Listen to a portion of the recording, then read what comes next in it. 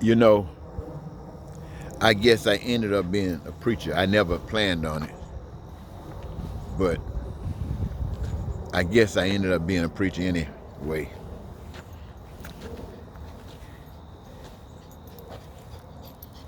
I'm a preacher that's been smoking weed for almost 50 years.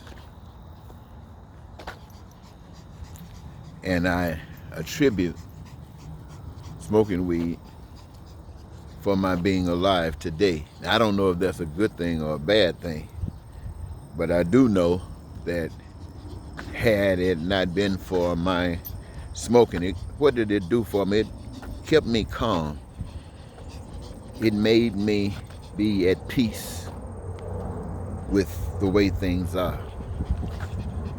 Otherwise, I would never take it. You see,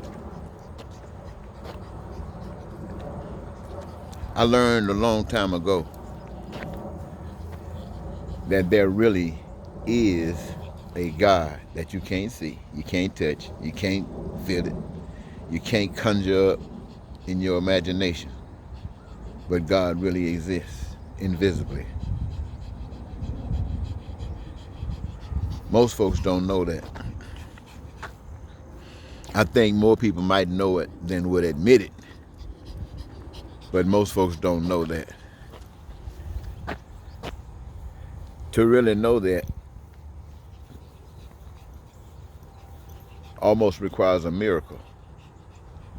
It's like Moses going up on the mountain and seeing a burning bush. And it's like that miracle that happened in your life that nobody will ever believe. And that's okay. It's not for them to believe. It's for you. Only you. And why is it put on you? It is put on you because you now have a different responsibility than most people on the earth.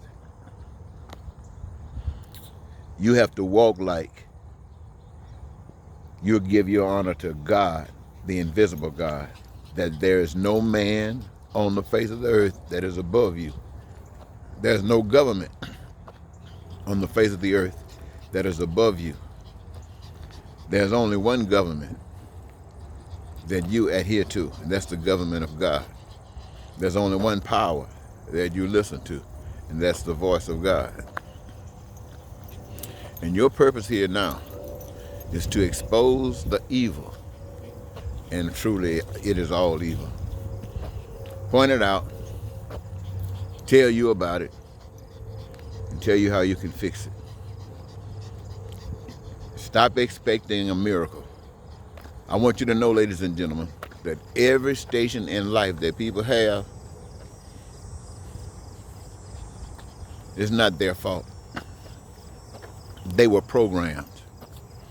I want you to know that right now, white people are so afraid of black people, it is absolutely pathetic. Now, they try to hide it by passing a few laws, some affirmative action here, a little affirmative action there. Try to make sure they could hide it a little bit. Make people of color think they were moving on up. Make the others, the privileged, believe they were doing a little niceties. And then reality clicks. Donald Trump comes along and celebrates ugliness, celebrates evil. Comes on, tramples on the law. Law doesn't mean anything. But he represents what most folks have been taught was greatness. And what was that? He was white. And he said he had billions of dollars, his own money. Nobody had helped him. He was a genius.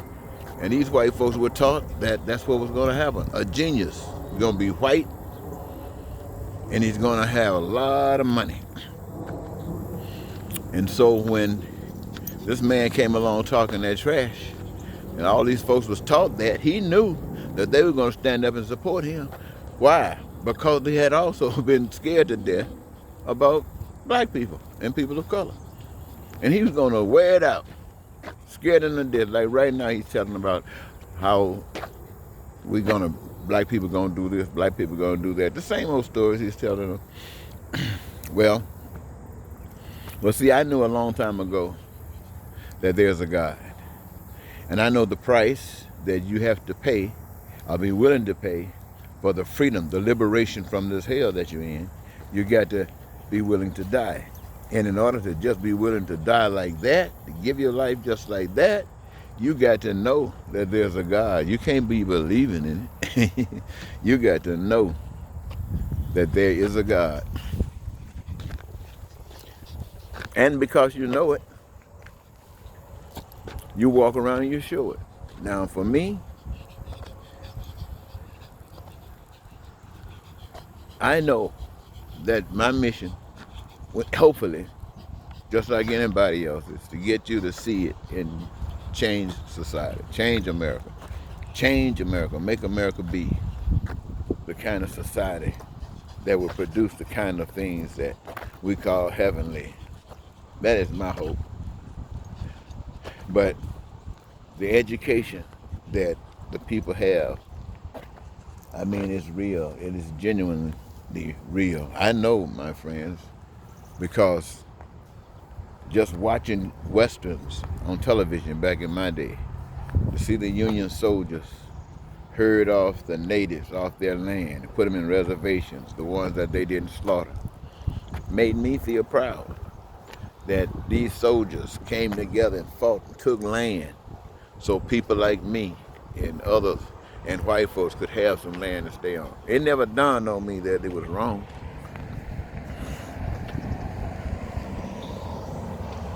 It didn't really dawn on me it was wrong till I found out that I was a slave. I didn't know that.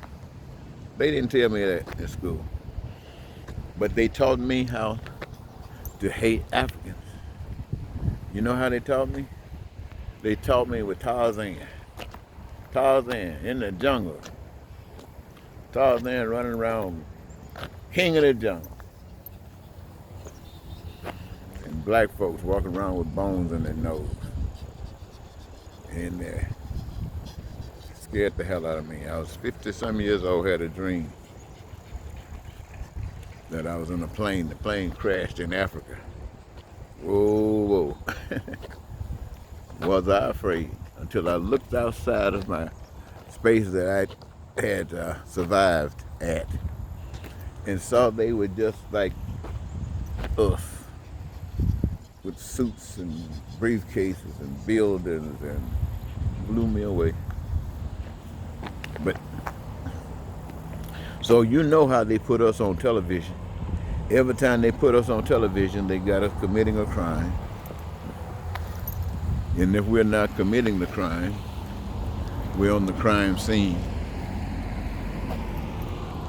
And anything that's going to be negative, they're going to make sure it reflects us. Now, all of this is white people getting it, being fed it all day long, all night long. They just fed black people nothing. And you wonder why they hold their purses when you come in close by. You don't have to wonder. They've been trained. You better watch them. See, ladies and gentlemen, that's how it works. Well, the truth of the matter is that this is where it is. And in order for it to change, you, the people, must change. Now, it might be a very complicated thing to do, considering that you've been trained to be exactly like you are. And I've been out here for 40-some years, and I've talked to governors trying to see if I can get them interested in the way of life that works for everybody. I've talked to governors over, and governors come and governors go. I reach out to them. Some of them I never hear anything back from. I write to colleges, universities, and try to engage a conversation with them about it. Mayors, city leaders, in churches, And people are just not interested. And so I smoked me some weed. Otherwise, I'd have to go down as I used to do. I'd go to the state capitol. I wouldn't ask anybody to go with me because I know what might happen and I don't want them to go through that. So I go there by myself. I get thrown out. I go to Washington. I don't ask the millions of people to go with me. I go by myself. And looking for trying to spend a night in the police station. I get thrown out in the streets from the police station. Boy, that was a night.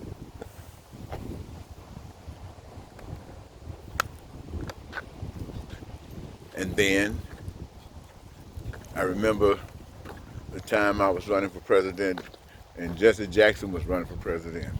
He was running as a Democrat, trying to beat the caucus. I was just an independent, trying to get this message about changing the society. I remember the night I think that Jesse Jackson withdrew. It's the same night I was in an old raggedy car coming through Wisconsin. And that old baby broke down on me on the highway. Cop came up later on. And I didn't have any license. I was driving without license. Why? That's my protest. Driving without a license. I didn't like that fact that you had that kind of control on me. That's why I was running for president. Anyway, I got arrested that night. That next day, I was in court. The judge sent me on my way. And I came back, got the car later. Went on it. So I go through these changes, ladies and gentlemen. But my whole message is this. Right now, I'm standing up and I'm telling you the truth. Nobody's going to give you your freedom. Nobody's going to give you what you might consider prosperity. Nobody is going to give you what you might consider peace. Nobody is going to give you those things that you desire with all your heart. You got to claim them and prevent anyone else from taking them. Yep. Come on, Duchess. You got to claim them and don't let anyone else take them.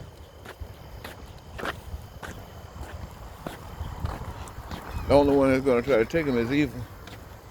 Now, what makes you different than evil? Because evil wants to see you in pain. Because the more pain you're in, the more joy evil has. You got to store it up. It can't have it all at once, but just have it stored up. Now, what's different in evil and righteousness says that this is all I can handle. I got all the righteousness, all the goodness, all the beauty, all the wonderfulness I can handle. And they're not trying to store it up because they know it's never running out. So it's all over the board. It's everywhere. Everybody got something. So, you know, I'm saying this to you right now because, well, I'm not expecting you to get up and change your mind. No. The old saying go, you're whooped. You bought into this. Line, sink, and that other word. Now, you are waking up. You know what's going on. I can't take that away from you. The problem is that you're going to take it. You keep saying something about what you're not going to take. You're going to take it, and just like everybody else has been taking it. You're going to do the same thing. You're going to take it. So I say to you, ladies and gentlemen, I say to you, Just take it. How you guys doing? Pretty good. How you doing? Hi, sweetie. You're so cute. You are so cute. You're so cute. You are so beautiful. Oh, yes. Bye, sweetie. Thanks. You too. Come on, girl. Well, what I'm having to say, ladies and gentlemen, is that it is so wonderful, yes it is, to know the truth. It is so wonderful to be willing to die. Now I'm telling you the truth because I'm willing to die. I'm ready to die. So let me sum it up one more time. I know I went around a long, I've been talking 15 minutes, goodness gracious.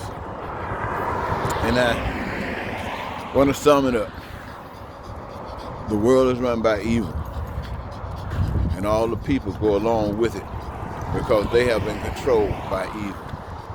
All your thoughts, the worst of them and the best of them, are nothing but the thoughts of evil. Everything that's set up in the world, every institution that's set up in the world has a front.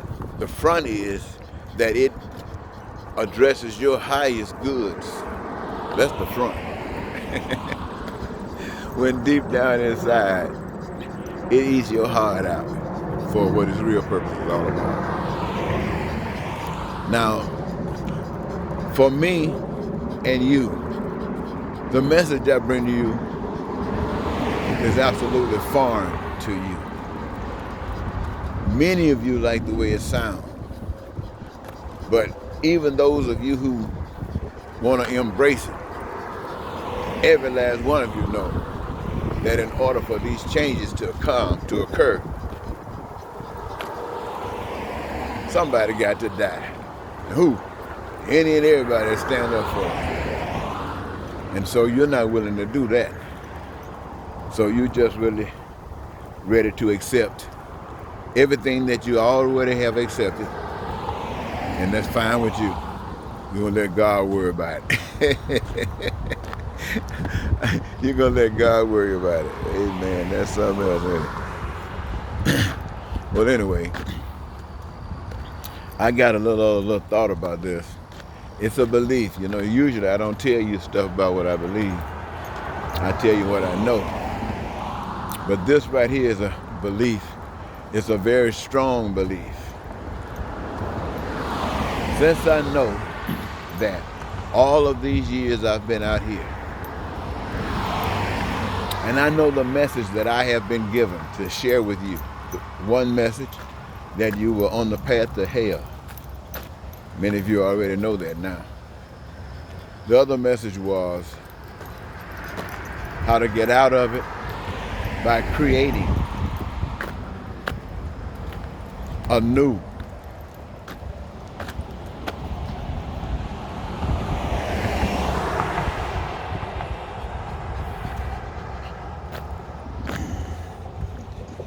That message has been ignored. And so you have what you have. And it's gonna either get worse quicker or get worse slower.